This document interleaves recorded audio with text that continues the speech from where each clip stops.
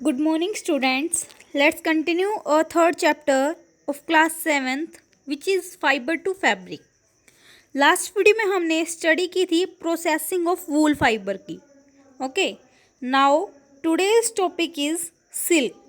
सो इस लेक्चर में हम सिल्क फाइबर की बात करेंगे. सो सबसे पहली चीज, silk is obtained from silk worms. Silk का जो हिंदी मीनिंग होता है वो है रेशम, करेक्ट. और जो सिल्क है वो हमें मिलती है सिल्क वॉर्म से, मीन्स रेशम के कीड़े से. ये बहुत बेसिक चीज़ है. और हमें पता है कि silk is another important animal fibre. Okay, it is strong, lustrous means shiny, soft and fine fibre. Okay, then एक नेम आता है सेरिकल्चर. क्या आता है नेम? यहाँ पे आता है हमारा एक सेरिकल्चर. ठीक है, अब इस सेरिकल्चर क्या होता है सो देखते हैं. Sericulture is the breeding and raising of silk worm in order to obtain silk from them. जो फार्मासिस्ट फार्मर है वो क्या करते हैं, वो सिल्क वॉर्म को रखते हैं, उनकी देखभाल करते हैं, उन्हें रेज करते हैं. क्यों करते हैं? क्योंकि उन्हें उससे सिल्क चाहिए. तो ये जो पूरा प्रोसेस है this is called as sericulture. Okay, so silk के बारे में आपको 2-3 चीज़ें देखनी पड़ेंगी, ध्यान रखनी होगी. ओके, क्या लाइफ प्रोसेस होती है सिल्क वॉर्म की? फर्स्ट थिंग की लाइफ साइकिल या फिर लाइफ की जो प्रोसेस है वो क्या होती है सिल्क वॉर्म की. देन आप देखेंगे कि कैसे प्रोसेस होती है, सिल्क कैसे मिलता है हमें. देन हम देखेंगे कि silk obtain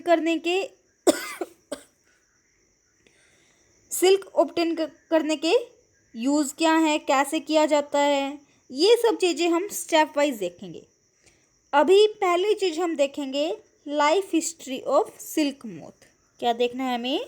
life history of silk moth.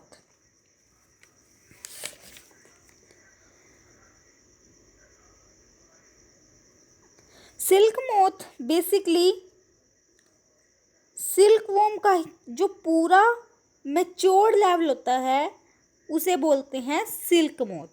क्या बोलते हैं? Silk moth basically silk worm का मैच्योर्ड लेवल होता है, उसे ही हम सिल्क मोथ बोलते हैं. ओके, सो यहाँ पे लाइफ हिस्ट्री का मतलब है कि कैसे वो क्या क्या स्टेजेस पार करके उस स्टेज तक आते हैं कि वो सिल्क प्रोड्यूस कर सके. Okay, so first thing is female silk moth Lay's eggs on the mulberry leaves. Now जो फीमेल सिल्क मोथ होती है वो एग्स ले करती है शहतूत के लीव्स पर. ठीक है, मलबरी लीव्स होते हैं जो शहतूत की पत्तियां होती है उन पे. And also it's not like कि वो 1 या 2 एग ले करेगी, वो एग ले करती है हंड्रेड्स ऑफ एग. एक टाइम में वो हंड्रेड्स ऑफ एग को ले करती है. Okay, then hatch larvae are produced called caterpillar और सिल्क वॉर्म. आप यहाँ पे देख भी सकते हो, यहाँ पे डायग्राम ड्रॉ किया गया. जो फीमेल सिल्क मोथ है वो एग ले कर रही है कहाँ पे? मलबरी लीव्स पे. देन वो हैच हो जाते हैं लार्वा किस चीज़ के अंदर? कैटरपिलर में. ठीक है, कैटरपिलर या फिर हम इसको सिल्क वॉर्म भी बोल सकते हैं. By feeding on mulberry leaves.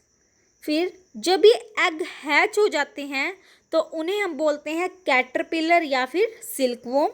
Okay, so means एकदम जो जैसे कि हमारे ह्यूमन बींग्स हैं, एक ह्यूमन बींग्स में क्या है कि एक स्टेज होती है जिसमें हम बेबी को क्या बोलते हैं? इन्फेंट बोलते हैं. और इसमें भी क्या होता है? सेम ऐसे ही इसमें जो एग जब हैच हो जाते हैं लार्वा के अंदर उसको हम कैटरपिलर बोल रहे हैं. ह्यूमन बींग्स में हम जब बेबी होता है उसकी एक स्टेज होती है उसको बोलते हैं इन्फेंट. देन वो धीरे धीरे करके टीनेजर वगैरह क्रॉस करता है, देन अडल्ट बनता है. तो ऐसे ही यहाँ पे बिल्कुल बेसिक चीज़ है वो, वहाँ पे हमें इसको कैटरपिलर या फिर सिल्क वॉर्म बोलेंगे. ओके, नेक्स्ट है they grow inside and ready for the next stage called pupa.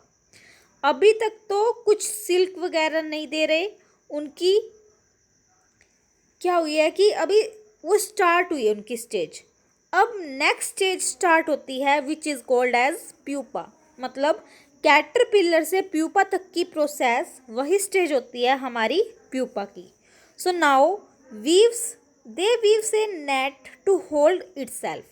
और ये जो कैटरपिलर है या फिर सिल्क वूम है, ये क्या करते हैं, जैसे जैसे अब ये ग्रो कर रहे हैं तो ये अपने राउंड एक नेट वीव करते हैं। वीव का मतलब होता है बेसिकली बुनते हैं, ठीक है।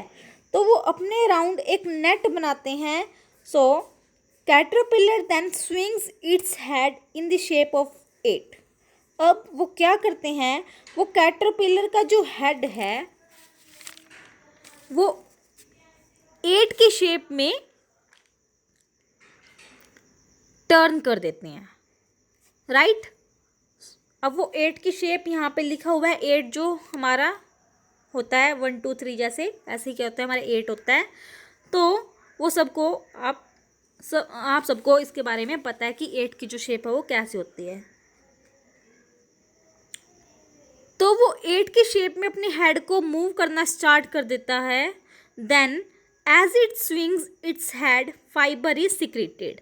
नाउ जब ये अपना हेड ऐसे 8 की शेप में मूव कर रहा है तो इस प्रोसेस में जब ये चीज़ हो रही है तो वो क्या करते हैं, एक फाइबर सिक्रेट करते हैं। जैसे हमने डाइजेशन में पढ़ा, हमारी बॉडी डाइजेस्टिव जूसेस या सलाइवरी ग्लैंड सलाइवा सिक्रेट करती है, तो ठीक इसी तरह से फाइबर सिक्रेट होता है।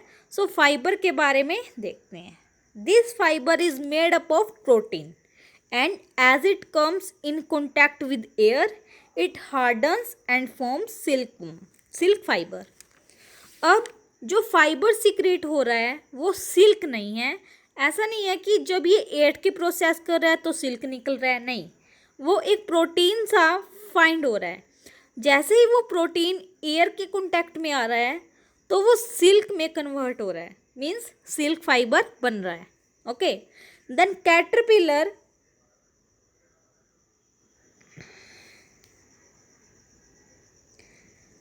caterpillar cover itself into silk and turns into pupa।